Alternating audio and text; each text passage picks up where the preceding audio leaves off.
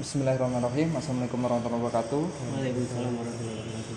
Nah, kali ini kita akan bercerita sekilas tentang eksplorasi kita di Taman Festival Padanggala. Ya, nanti kita akan insya Allah akan bercerita satu-satu. Nanti selanjutnya kita akan sharing pengalaman ini seperti apa, dan kita akan lihat dan kita akan simak beberapa pengalaman dari kita bertiga, dan insya Allah ini akan bermanfaat dalam artian membahas secara Islami. Ya. Saya akan mulai dari yang pertama, Mas Tony. Insya Allah akan menjabarkan apa aja dari mulai masuk sampai kita keluar, apa aja yang dirasain di sana dan apa aja yang dapat yang diambil hikmahnya dari eksplorasi kita di sana. Untuk pertama kita baru masuk tadi itu ya, rasanya itu di luar biasa aja ya. Tapi setelah di dalam itu mulai lah. Suasananya seperti mencekam. Dan wah, pokoknya merinding lah. Gak tahu kenapa bisa seperti itu ya. Padahal saya gangguan-gangguan seperti itu nggak ada. Terus tadi saya juga kena sentil kayaknya, nggak tahu apa itu. Yang nyentil. Mana? Dada. Bagian dada sini. Waduh. Mantan kayaknya. Waduh, masa mantan. Tapi sebelah kanan gitu. Mungkin itu aja sih. Tapi yang paling serem yang tadi itu ya, yang di dalam tadi ya. Oh iya. Wah, itu ada suara seperti suara ular atau apa ya. Mungkin ya kalau saya pribadi saya seperti itu aja, Mas. Nah, itu untuk Mas Tony, ya, pengalamannya seperti itu. Lalu kita beranjak ke Mas Satriana. Ini sedikit istimewa. Jadi karena beliau sedikit bergeseran dengan dunia-dunia seperti itu, ya silakan di-share pengalamannya dari mulai masuk sampai keluar. Ya, terima kasih. Assalamualaikum warahmatullahi wabarakatuh. Waalaikumsalam warahmatullahi wabarakatuh. Kalau saya pribadi yang dari awal itu sudah mulai nggak enak. Punggung mungkin yang udah biasa bersentuhan dengan jin lah, bukan biasa berada di sini. Berada di sini dari awal masuk sudah muntah dari awal masuk dari jalan muntah jalan. Nah itu belum bisa ngerasain apa-apa, belum bisa bayangin apa-apa. Pas di suatu tempat, dan mungkin itu tempat itu ya kayak Di atas sound system. yang di itu ruangan apa yang gede Teater. Oh, kita azan, tempat azan teater. tadi. Tempat teater itu awal masuk udah beda. Yang disambut sudah yang pertama yang ada kayak apa gambar orang nari itu sudah ada bayangan kuntilanak merah. Kuntilanak merah itu jalan itu. Nah pas di ruangan itu kayak saya ngerasain ada sosok yang gede, mungkin gimana ya sosoknya, kayak seperti gundurwo gitu lah mungkin ya. Gundurwo itu punya taring kuku panjang, taring ya. Nah setelah itu udah mulai pusing lagi, muntah lagi di sana, saya muntah lagi. Nah setelah itu udah mulai pusing, udah mulai mungkin mau masuk. Nah Mas Rizky ini azan, alhamdulillah itu tenang, tiba-tiba tenang, merasa kayak ada yang menghilang, berat di pundak ini udah agak meringan, lama-lama nyantai. Nah yang paling setelah itu mungkin kita jalan agak berapa langkah, nah sengaja ada tangga, melihat tuh kayak ada yang narik ya, ada sesuatu apa, penasaran. Ruangan sound system Spesial itu ya. Di sana kita naik, udah ngerasanya kayak banget sesuatu itu ya, tapi yang pas kita naik mungkin udah ngerasa terganggu, kayak ada siluman ular tuh kayak nakut-nakutin biar nggak kita ke atas.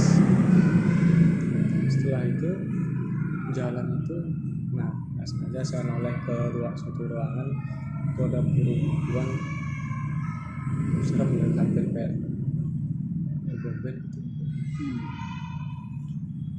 WW Gembel. Itu Ganti nama ya. dia kayak ngedekat, terus saya lari. Udah nggak tahan, baunya sudah nggak enak juga, udah dekat gitu, udah nggak lari. Itu juga mungkin dikira ular beneran mungkin ya, bukan makhluk halus, mungkin beneran. Dari situ juga mungkin daripada kenapa-napa kita tegur.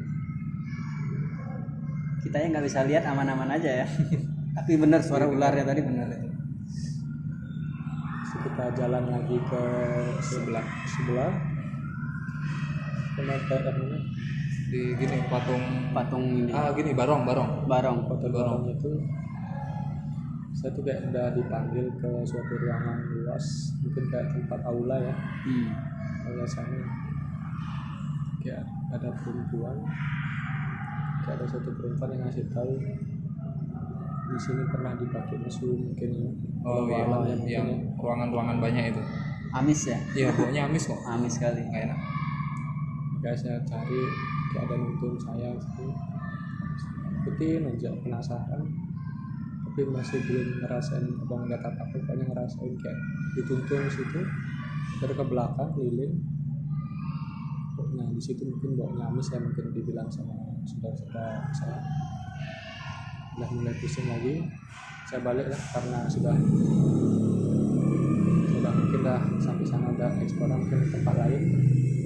Nah di suatu ruangan pas kembali ada kaca, nah sana juga ada kayak sini bolong mungkin ya. Iya. Yang Sendal bolong. sedikit terpancing ya. Bengong ya.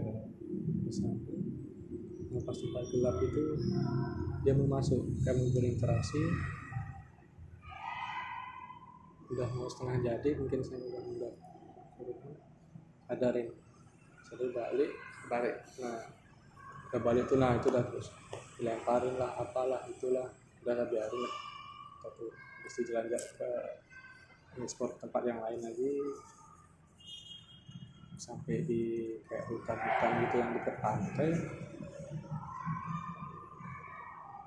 Ya tapi ada yang narik, kayak yang buat saya jalan ke Terowongan. sebuah terowongan. Saya udah ngikutin aja badan saya gerak kemana, saya nggak melawan. Nah, saya pinginnya ke atas tapi saya tak tergeret ke terowongan itu tuh maksudnya apa, saya juga nggak tahu itu apa yang ngebawa saya. Itu dah saya terowongan, tapi sampai terowongan itu udah sadar lagi, udah atau kenapa dibawa ke sana nggak ngerti, saya maksudnya apa. Saya mungkin sampai situ aja, mungkin saya sampaikan, mungkin saya ngerasa sampai sana aja, saya ngerasain. Semoga bisa bermanfaat buat teman-teman semua. Assalamualaikum warahmatullahi wabarakatuh. Waalaikumsalam warahmatullahi wabarakatuh. Nah, itu tadi pengalaman dari teman-teman saya, Mas Sony sama Mas Satria. Kalau jadi uniknya itu ya, jadi ketika kita masuk di gedung teater, setelah saya azan itu ada tangga naik ke atas. Kayaknya itu ruang sound system untuk teater tersebut dulunya. Ketika kita masuk, saya berdua masuk sama Mas Satria. Sana suasana emang mencekam, dalam artian gelap dan bau kotoran. Waktu di sana, nah ini uniknya di sana, kita melihat hal sekitar itu gelap. Maunya saya ambil gambar, cuma karena gelap sekali jadi nggak bisa. Dan kita juga sedikit bawa penerangan. Di sana ada bunyi ular gitu. Nah, saya mikirnya itu ada ular beneran. Nah, karena rumah sakitnya cukup jauh, jadi daripada kenapa-kenapa, beliau lari berdua. Akhirnya saya kaget juga, akhirnya saya lari juga. Nah, itu kegokilan yang ada di sana sih. Soalnya bukan masalah itu jin, itu makhluk halus. Insya Allah kita masih bisa menang lah dengan hal seperti itu, dan itu pasti. Tapi kalau saya berpikirnya itu adalah ular beneran, ini kan nggak lucu. Dalam artian tempatnya gelap, lembab, ada ular dipatok gitu, malah nyari kerjaan lebih. Nah, gitu, Harusnya kita bawa Mas Panji nih. Nah itu, daripada kita ngambil risiko lebih, mending kita eksplor tempat yang lain. Tapi selanjutnya kita balik lagi ke sana dan kita azan, dan sempat beberapa kali terdengar suara ular berderik terus Kita lari lagi ya. Nah dari mulai awal tuh terus kedengar suara ular, dan akhirnya saya berpikir ini ular beneran, kita nggak bisa lama-lama di sini. Akhirnya kita keluar, dan sampainya di jalan, Mas Satria kata tadi menelpon ada salah satu teman juga, dia bisa melihat perkara-perkara seperti itu, bilangnya ada siluman ular. Ya walau alam seperti apa. Jadi teman-teman, yang perlu saya tekankan bahwasanya ketika kita berada di tempat tersebut, kita harus banyak-banyak berdoa kepada Allah, dan ketika terutama berzikir, doanya auzubi kalimatillahi tammati min syarri ma khalaq. Kalau enggak bismillahilladzi la yadurru ma'asmihi shay'un fil ardi wala fis samaa'i wa huwas samiul alim. Nah, kalau enggak ada lagi satu, ya hayyu ya qayyum bi rahmatika astaghis aslih lisaini kullah wa la takilni illa tarfata'ain.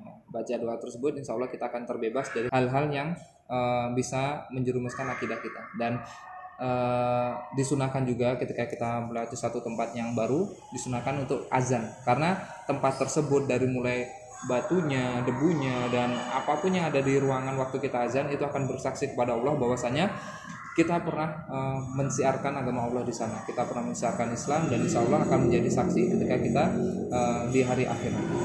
Dan itu aja pesan dari saya, dan itu aja sekian dari pengalaman kami, dan insya Allah kita minta doanya banyak-banyak supaya kita masih bisa dilindungi oleh Allah Subhanahu wa taala, karena kita juga masih santri, kita juga sama-sama belajar, dan insya Allah kita akan mengeksplor lagi tempat-tempat yang lainnya.